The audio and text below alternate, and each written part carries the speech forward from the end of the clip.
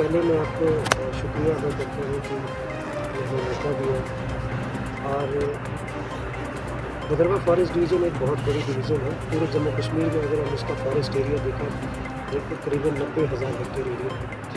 और इस 90,000 हेक्टेयर में बाकी ये सिर्फ जंगल मतलब ज़मीन नहीं है, इसमें बहुत सारा जंगल है, बहुत अच्छा जंगल है। आप नीरू की बात करें, बहुत अच्छा जंगल है। कलाड़ की बात करें, बहुत अच्छा जंगल है। चिराला की बात करें, बहुत अच्छा जंगल है। दहेज की करें तो हमारे वसी जंगल है यहाँ। और इन जंगलों का अगर आप जैसे मैंने पहले आपको कहा कि एरिया बहुत बड़ा है, उस एरिया में जो हमारे फॉरेस्ट गार्ड और हमारा स्टाफ है, उनमें बहुत कम स्टाफ होता है। आप जानते हैं कि इतने बड़े एरिया के लिए एक फॉरेस्ट गार्ड कहीं से अगर कोई डैमेज का या किसी चीज़ का कोई आता है तो उसको जाना पड़ता है। तो हमारी सबसे बड़ी चैलेंज ये होती है कि इतने बड़े एरिया में हमारी जो प्रॉपर्टी है वो खुली प्रॉपर्टी है, वो आउटडोर प्रॉपर्टी है, वो किसी लॉक में बंधी नहीं जा सकती है, उसको किसी अंदर मतलब उसको कंटेन नहीं किया जा सकता। तो एक बहुत बड़ा चैलेंज है कि उसमें इस चैलेंज उसमें क्या होता है कि कुछ लोगों की तो ज़रूरियात जो होती है वो अपने लिए होती है, ख़ास अपने मकान बनाने के लिए। लेकिन कुछ ऐसे अनासर भी हैं हमारे यहाँ पे जो जंगलों के कटाव करके बेचता है, जिसको स्मगलिंग कहते हैं, इसमें रहते हैं। तो इस स्मगलिंग को कंटेन करने में रहते हैं। तो इस स्मगलिंग को कंटेन करने में अगर हम कामयाब हुए हैं तो उसमें सबसे बड़ा जो कंट्रीब्यूशन है वो हमारे स्टाफ का है। क्योंकि बेशक हमारी डायरेक्शन उनको रेगुलर रही, तो जो डायरेक्शंस हमने उनको दी उसी डायरेक्शंस के तहत वो जंगल में जाके अपनी गश्त उन्होंने बढ़ाई। और ख़ास करके उन लोगों पे जो जंगलों को नुकसान करते थे, उन पे नकेल जो है वो कसी गई है।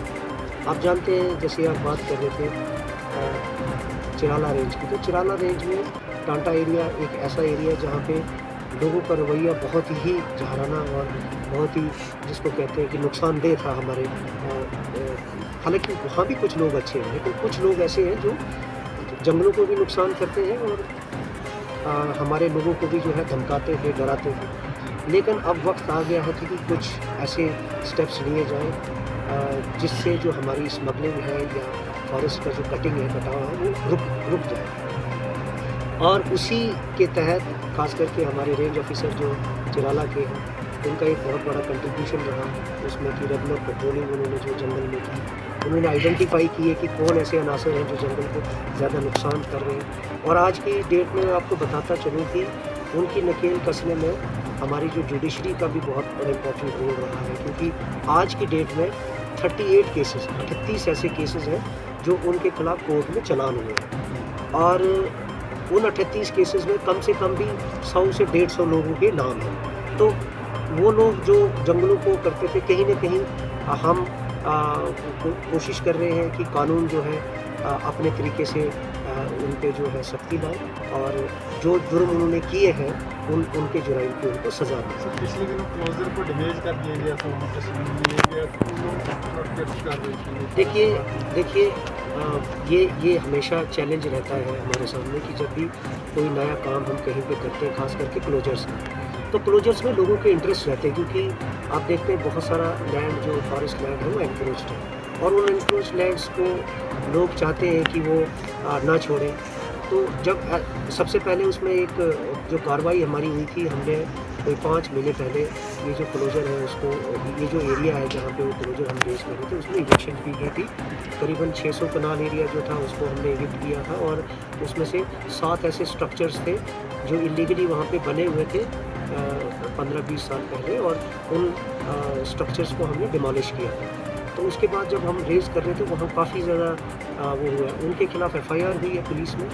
और पुलिस के FIR होने के एक तो पुलिस की अपनी कार्रवाई है, हमने एक और जो अपनी कार्रवाई है, हमने एक और जो अपना फॉरेस्ट के जो एक्ट में उनको बुक किया है और उनका चलान जो है वो कोर्ट में पेश किया गया है। इनफैक्ट उनको शायद एक हेयरिंग जो है उसमें हुई है और हम उम्मीद करते हैं कि इसमें और ज़्यादा बेटर जो है रिजल्ट्स आएंगे और उन लोगों के लिए नकेल जो है और तरीके से कसी जाएगी। सर आखिरी सवाल आपसे होगा कि PMAY के स्कीम के तहत जो है मकान लोगों को दिए जा रहे हैं, इस पर जो है सेंक्शन वगैरह बहुत कम देखने को मिलते हैं क्योंकि जंगल में जो डैमेज है वो बहुत कम, सूखा प्रकृति उतना नहीं ड्राई, तो उसके लिए उन लोगों के लिए क्या मैसेज रहेगा, उनको क्या प्रोसेस करना होगा? और उनके लिए नहीं देखिए जायज़ तौर पे लकड़ी चाहिए। वसीम जी, देखिए मुझे लगता है कि ये वाला जो सवाल है आपका, खास करके कंसेशन ये सेंक्शन जिसको कहते हैं, जी सेंक्शन इस साल जितनी सेंक्शन दी गई आज तक इतनी सेंक्शन नहीं दी। अगर आप रिकॉर्ड देखिए किसी भी रेंज का,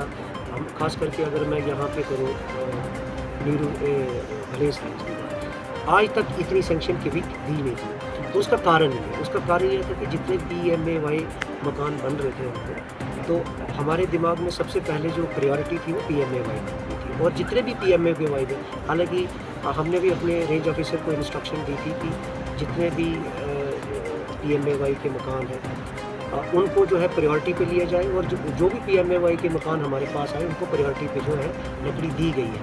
हाँ, अब दूसरा ये है कि कई बार क्या होता है कि जो जंगल में अवेलेबिलिटी होती है, मतलब देखिए जम्मू नोटिस के तहत लकड़ी देने के लिए जंगल में कम से कम जो क्राइटेरिया सेट किए गए हैं, जिसमें कि ग्रीन नहीं होना चाहिए, हमें ड्राई होना चाहिए, और ड्राई की अवेलेबिलिटी अगर है और जहाँ जहाँ भी अवेलेबिलिटी थी वहाँ में उन लोगों को दिए गए हैं।